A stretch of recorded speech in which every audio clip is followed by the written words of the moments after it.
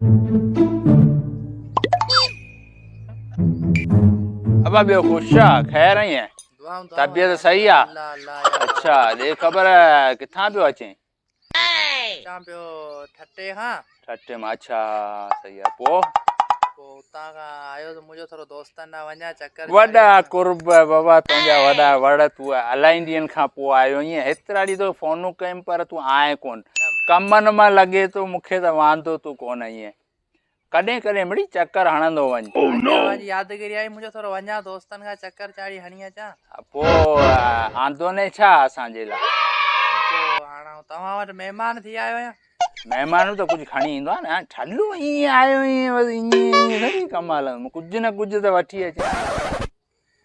छा वठी अचां हाणे तव्हां ॿुधायो कुझु बि कोन वठी यार छोरा इमरान हेॾां हेॾां ॿुधायो चिबड़ अहिड़ो मोह खणी आई सावलो थी हिते वे जा महिमान आयो आहे हेॾा मुंहुं में यार महिमान आयो आहे महिमान खां वञ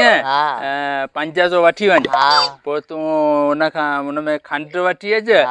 पती ऐं ॿियो खीर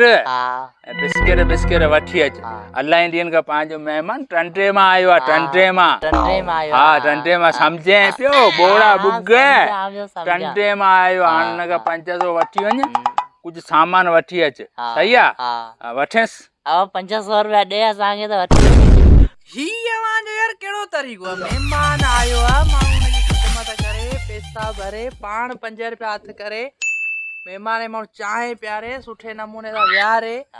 महिमान खां पैसा वठियो पोइ माना बि महिमान जी ख़िदमत बाबा ॾिस न हाणे असांजी ॻाल्हि तूं सम्झे कोन थो पारी विसी जेकी 5000 वारी कॾहिं खुलंदी उहा इलाही ॾींहंनि खां पोइ खुलंदी महीने खां पोइ खुलंदी इसी महीने खां पोइ खुलंदी त पोइ असीं तोखे वरी ॾेई छॾींदासीं न पेट्रोल ई उधर ते भराया भई कीअं छा करियां ॾिस हाणे इलाही ॾींहंनि खां पोइ आहे हाणे हीअ गप सप तूं न कर असांखे ख़िदमत करणु पियो त ॾेई भला मोकियो पाण हाणे हलां थो माशाअल्लाह हले किॾां थो तूं छोरा वठेसि न बाबा हलां थो हाणे वरी थोरो मुंहिंजो ॿिए पासे कमु आहे न ॾिस आयो ईअं बाबा अबो आयो ईअं तोखे ठल्लू असीं कीअं छॾियूं हलो तोखे कीअं छॾियूं चांहि जो पीअंदा तॾहिं असांजा लख कुर्ब